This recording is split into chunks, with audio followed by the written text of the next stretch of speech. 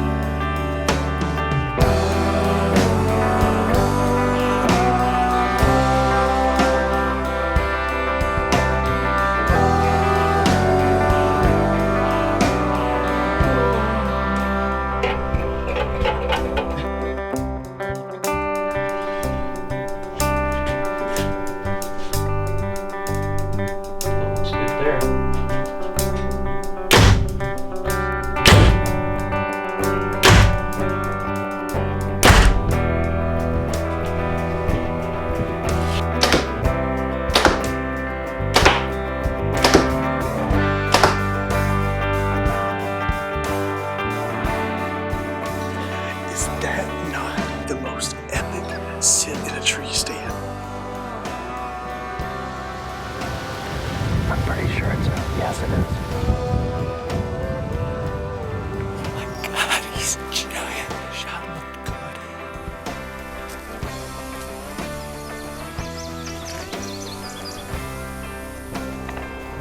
That's all I want every year right there. Look at this thing.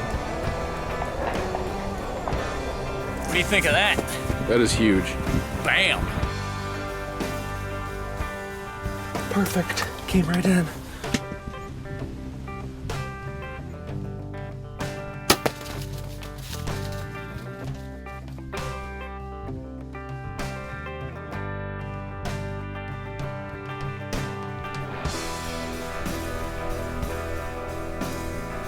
Here's a look back to Tyler and Mike's season last fall. We're gonna sit in this spot all day. We got in here this morning real early, sat here for maybe 15-20 minutes, and then all hell broke loose on the other side of the hill. Grunt and breaking. We think one buck smashed into a fence because all of a sudden there was just this really loud metallic bang. And then Mike got a glimpse of him running across our food plot down in the bottom, and we don't know what's what down there, but all sorts of grunting and other such deer noises that sound really cool. I don't know, I'm just excited already. Probably gonna be a long day, but that's just so cool to have it start off like this. So hopefully we'll catch one cruising through here. It's kind of a nice little pinch point between a field and the valley below, and then a pretty secluded little area for them to walk through in between bedding areas.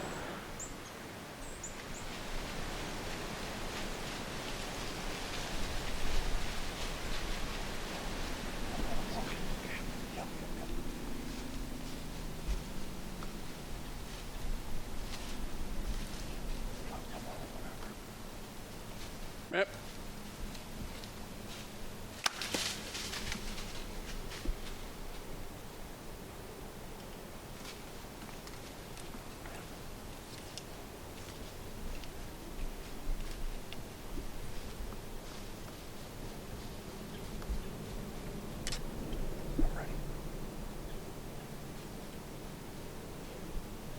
Yep.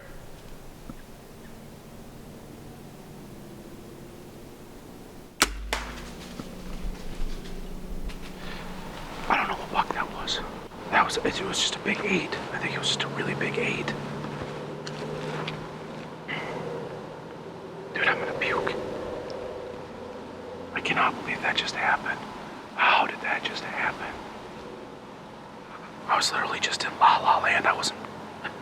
I didn't hear that thing coming up the hill or anything. And all of a sudden this buck is standing right in the spot where I wanted him to be to shoot him the first time. And he got to the spot where I thought he was gonna stop, and I tried to stop him because he didn't. So I met, and he didn't stop. Yep. So then I don't know what I did. I mean, I Mike and I just looked at the footage. It looks like both of them are clean misses, at least. I rushed my both shots. They were not good shots.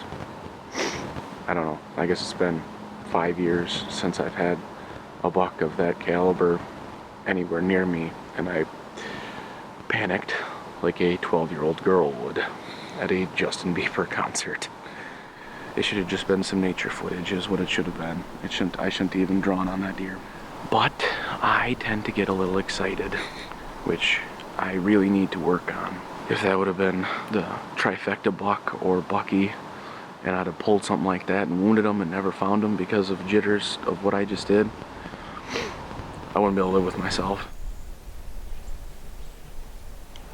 It's a kill day today. We're killing something, maybe even a squirrel. We've seen deer already this morning, which is exciting. It's a good day. On my way down, actually came down through the bottom to get to the stand. Came down the opposite side and back up this side. We're actually 30 yards from the tree that Tylor missed last weekend. So 20 yards from where the deer was. we're about 8 yards from where the deer was. So we decided to move up the hill a little further, get a little bit better shot on that trail that they were using last weekend.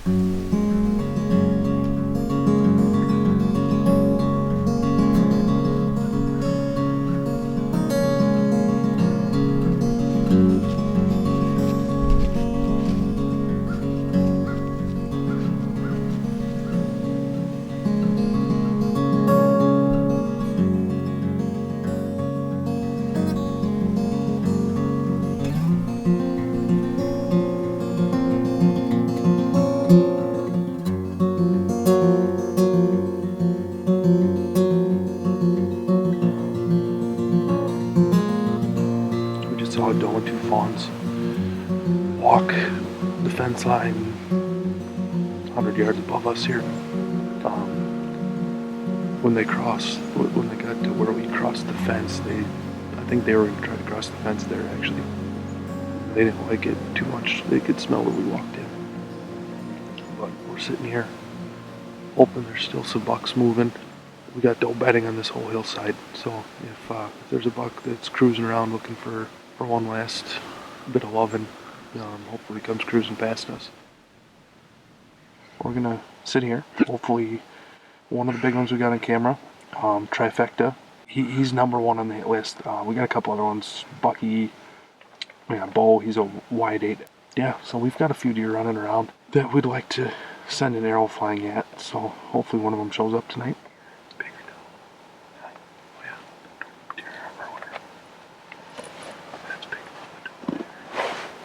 Mike and I have decided that we might not be the world's greatest hunters, but we're not nearly as bad as we look on here, because when we really get thinking about it, between the coon hunters and the haunted hayride and the just random people walking through our woods all the time, there's a pretty good reason why our big mature deer never get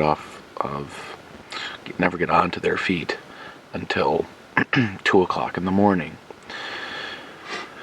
But you can't kill them if you're sitting on the couch watching the Packer game. They're winning, by the way. Jordy just scored. And they are dominating the Eagles, apparently. 24-3 right now. So we're going to sit here and not see anything instead of watching the Packers. Today is the opening day of the Wisconsin gun season. It's misty rain, freezing rain warnings. It's hovering right around 30 degrees right now. So we're out here. We're still hunting with the bow, but we're required to wear orange. So I'm by myself tonight. Tyler's not down here this weekend, so just gonna kind of hang out here, try not to freeze. It's cold and windy. The wind is the worst, but there's been deer coming through here. There was even a couple beds right along the edge of the field when we set this up. Mike would continue to hunt hard late into the season, but none of their hit listers would ever show up. Rumor has it, Bucky has been sighted this summer.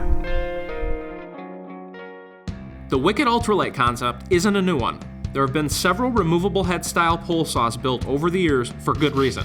It makes sense to have a handsaw and pole saw in one package.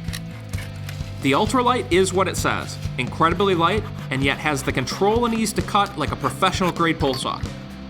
Cutting with the ultralight is nearly effortless, with the super stiff aluminum tube assembly and the sharpest, toughest, and best cutting blades in the world. What makes the ultralight different is that it's strong enough to withstand hard use without having to worry about breaking a plastic saw. The patent-pending ultralight connection is a fabricated steel tube that is powder-coated and wrapped with rubber heat-shrink grip. Our connection area won't flex, break, or become loose during use. To remove the ultralight's head to use as a handsaw, simply open the quick-release lever, twist, and the head slides right off. Once removed, the ultralight transforms into an extreme cutting handsaw. The 11-inch curved arborist blade tears through trees, brush, and anything you can throw at it. It easily cuts through palm, softwoods, hardwoods, and even lumber and plywood.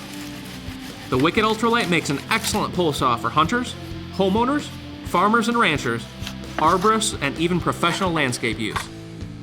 The Ultralights are available in two sizes, 10 and 14 feet. The 10-foot version compacts to 41 inches and weighs an incredible 2.5 pounds. The 14-foot model collapses to 46 inches and still only weighs 3.5 pounds. The Ultralights are designed to be lightweight, compact, and built to the strictest of quality standards right here in the USA. Wicked Tree Gear, the toughest saws on earth.